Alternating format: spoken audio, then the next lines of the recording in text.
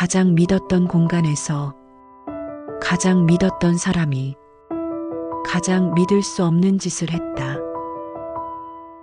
사랑을 지킨다는 건 낯선 이와의 유혹을 뿌리치는 게 아니라 가장 가까운 사람을 지켜주는 것이어야 했다. 하지만 그는 내가 직접 고른 사람, 내가 집안에 들인 그 사람과 한 침대를 나눴다. 그리고 그 진실은 내가 아침마다 출근하며 건넸던 고생하지 말고 푹 쉬어라는 한마디 아래 차곡차곡 뒤통수처럼 쌓이고 있었다. 처음엔 그냥 피곤한 줄 알았다. 남편이 예민해졌고 집에 들어와도 말수가 줄었다. 일 때문이겠지. 그땐 그렇게 넘겼다. 가끔 이상하다는 느낌이 들기도 했다. 가사도우미가 내 옷장 위치까지 꿰고 있는 게 이상했고, 남편이 퇴근도 안 했는데 먼저 저녁을 차리는 것도 그랬다. 이 정도는 해드려야죠. 그녀는 웃으며 말했다. 나는 그 웃음을 믿었다. 그 미소 뒤에 칼날 같은 진실이 숨겨져 있다는 걸 그땐 몰랐다. 우연히 본 집안 CCTV 영상.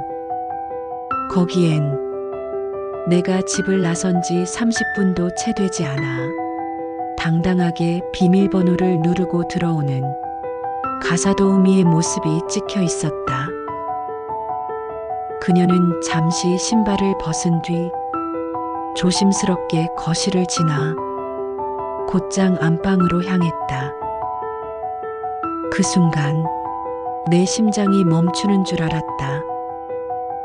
그 공간은 우리가 결혼하고 처음 함께 잠들었던 곳, 내 아이를 가지자고 약속했던 곳, 나의 신혼이자 나의 믿음이 깃든 곳이었다.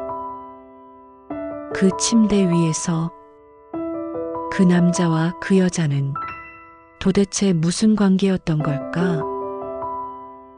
내가 바깥에서 땀 흘리고 있을 때, 내가 가족을 위해 일한다고 믿었을 때, 그 집 안에선 어떤 일이 벌어지고 있었던 걸까? 그 순간부터 나는 다시는 안방문을 똑바로 열 수 없었다. 사랑이 부서지는 소리는 그렇게 조용하게, 그러나 뼛속까지 아프게 울려 퍼졌다.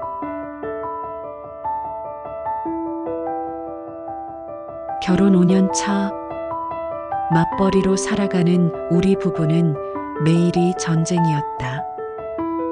출근 전 아이를 어린이집에 데려다주고 간신히 회사에 도착하면 벌써 체력은 바닥.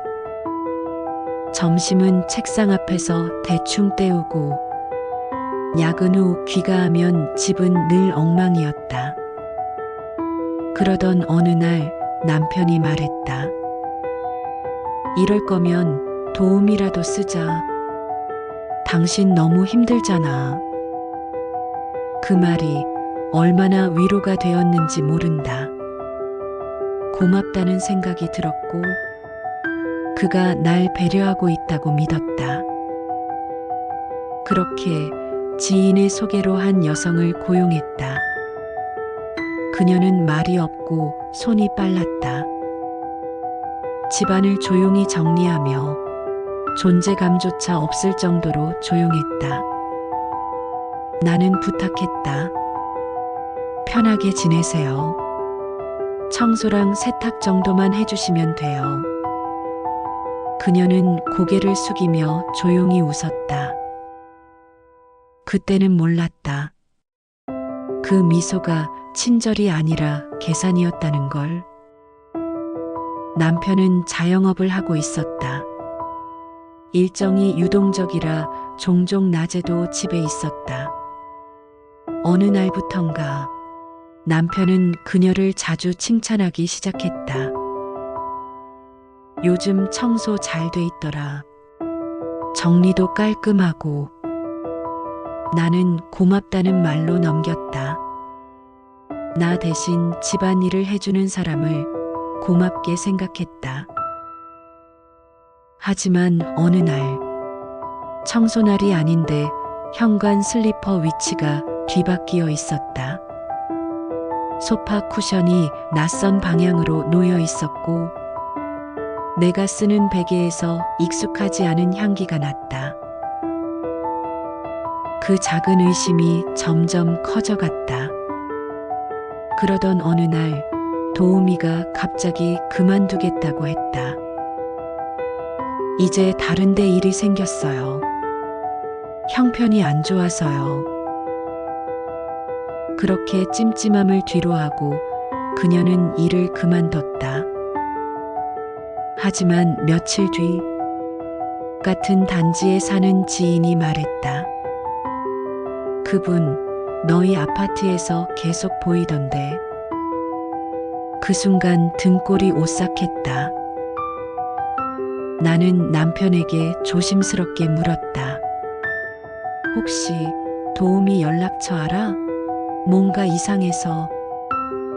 남편은 고개를 저으며 말했다. 모르는데? 당신이 했잖아. 그의 눈빛이 어딘가 흔들리고 있었다. 결정적인 밤은 아이의 체온계를 찾기 위해 CCTV 저장 영상을 뒤지던 때였다. 그 영상 속에는 내가 출근하고 30분도 지나지 않아 비밀번호를 눌러 우리 집에 들어오는 그녀가 있었다. 그 뒤 안방 쪽으로 향하던 모습. 시간이 좀 흐른 뒤 남편이 웃으며 안방에서 나오는 장면이 있었다. 두 사람은 거실 한가운데서 마주 서서 잠깐 이야기를 나누더니 웃었다. 그 웃음이 너무나 자연스러웠다. 마치 익숙한 일상처럼. 하지만 그 뒤의 영상은 저장되어 있지 않았다. 조작된 것 같았다.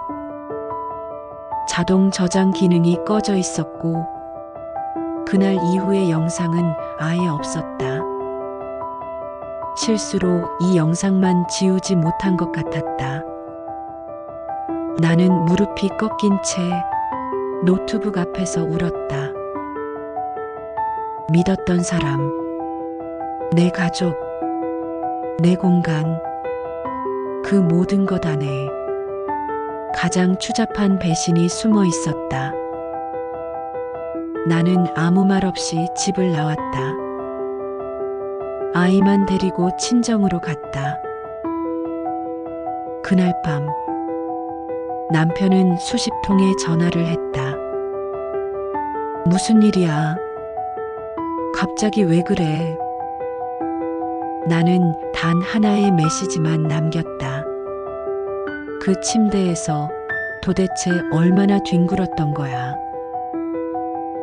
설명할게. 정말 아무것도 아니야. 이후로도 남편은 계속 연락을 해왔지만 난 더 이상 답장을 하지 않았다. 며칠 뒤 도우미였던 그녀에게 연락이 왔다. 죄송해요. 제가 다 망쳤어요. 정말 죄송해요. 하지만 그 어떤 사과도 배신 앞에서는 위로가 되지 않았다. 나는 변호사를 찾았다. 아직 모든 게 믿기지 않는다. 지금도 그 집에 두고 온 가전제품, 옷장, 신혼앨범이 머릿속을 스친다. 하지만 이제 나는 나 자신을 다시 세우는 중이다. 그 사람이 내가 아닌 다른 사람을 택했던 그 순간부터 우린 이미 끝나 있었다. 사랑은 신뢰로 시작해 배신으로 끝난다. 그리고 나는 그 끝에서 다시 나를 시작하려 한다. 배신은 언제나 가장 가까운 곳에서 시작된다. 매일 아침을 함께 맞이하던 그 사람.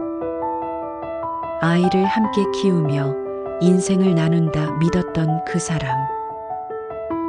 그 사람의 눈빛과 말투, 걸음걸이까지 내 마음의 일부처럼 익숙했기에 그렇게 오래도록 나는 속고 있었다.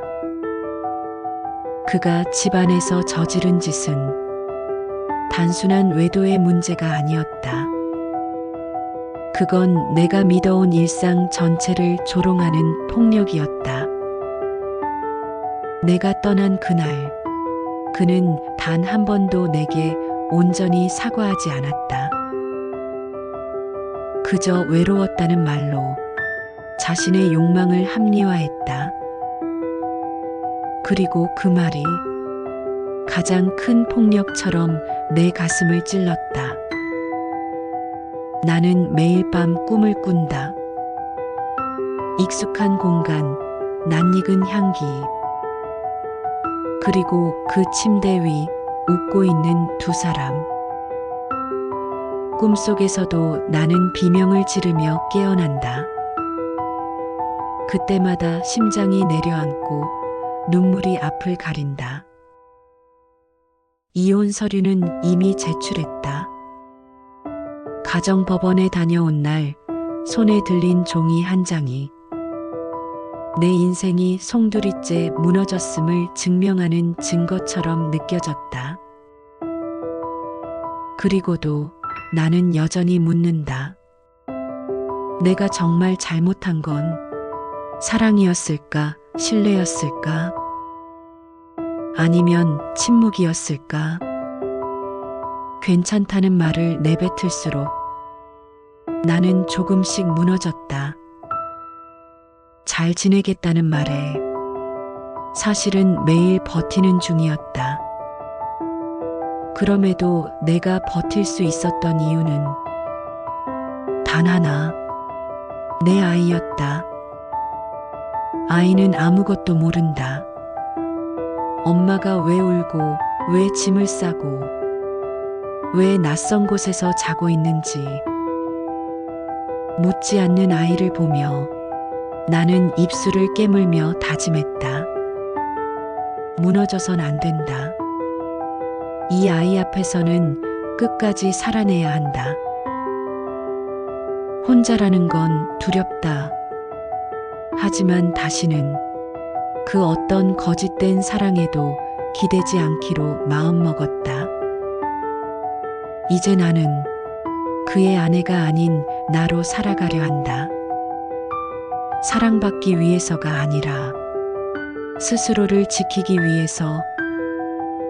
그리고 언젠가 지금의 눈물이 의미가 있었다고 말할 수 있는 날이 올 것이라 믿는다. 가장 믿었던 공간에서 가장 가까운 사람에게 당한 배신. 결국 가장 오래 속였던 건 나 자신이었다. 댓글로 남겨주시면 다음 사연에 담아드릴게요. 지금까지 막장센터였습니다.